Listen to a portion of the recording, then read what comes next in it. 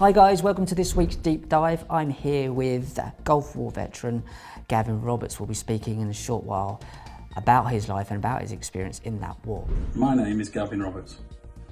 I'm from the group Justice for Veterans, J for V. The group was formed in early 2018 to investigate the cause of the epidemic levels of sickness in 5 nations of the 36 nations troops in the Gulf War 1991.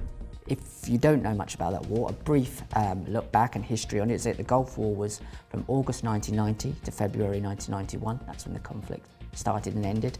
It was a US-led campaign with 35 other countries against Iraq in response to them annexing and invading Kuwait. And there's a lot of people that said that Saddam was told if he invaded Kuwait that the US and other countries wouldn't step in, but they did. So there's a lot more going on there. In terms of these vaccines, the people in charge knew that these vaccines were going to be given 5 months in advance. But Gavin and his squad only found out the day they touched down they were going to be given these vaccines at all. They had no idea. So there's compelling evidence that Gulf War syndrome is caused by these vaccines.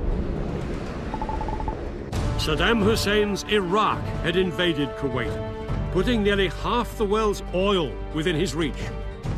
Virtually everyone agreed he had to be stopped.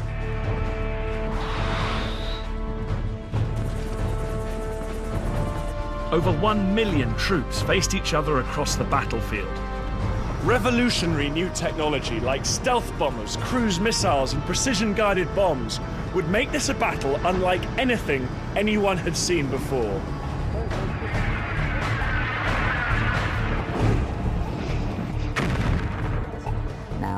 Soldiers from 5 of the 26 countries, so including the UK, US, Canada and Australia and Denmark, were given these vaccines, which is claimed were designed to protect them against anthrax, coughing and the plague.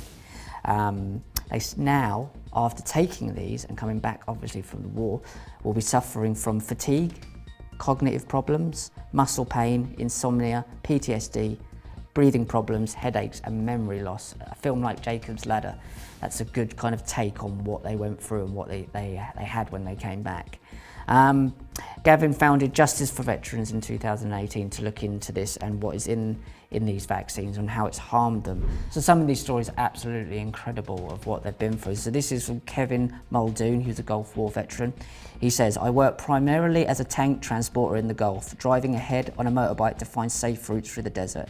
Soldiers in the tanks were probably safe inside, but I only had a cloth over my mouth to prevent me from swallowing bugs or sand, and so was heavily exposed to chemicals in the air." Thus they were giving these vaccines.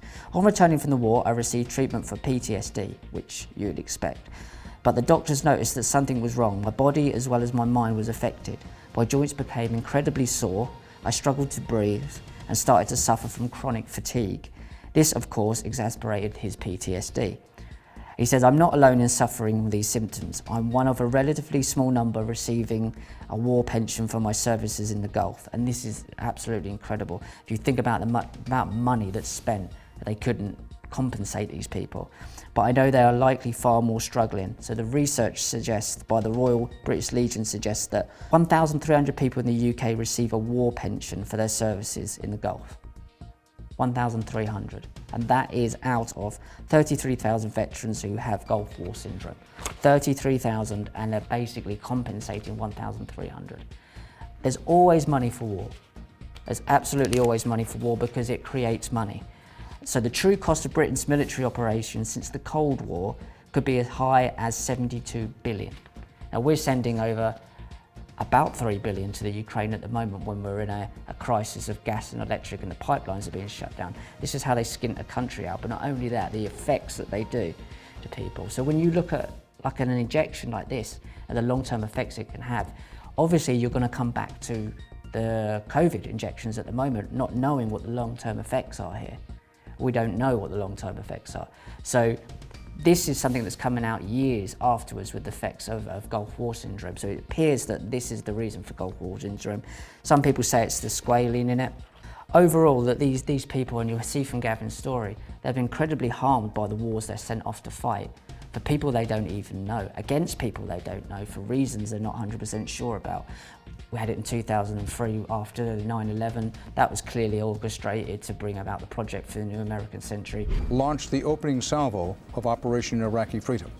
The attack came in waves, cruise missiles, followed by the F-117 stealth bombers with so-called bunker-busting bombs.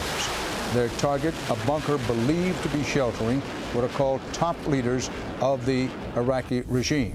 They ticked all the countries off the list that they had that they wanted to regime change over in the Middle East.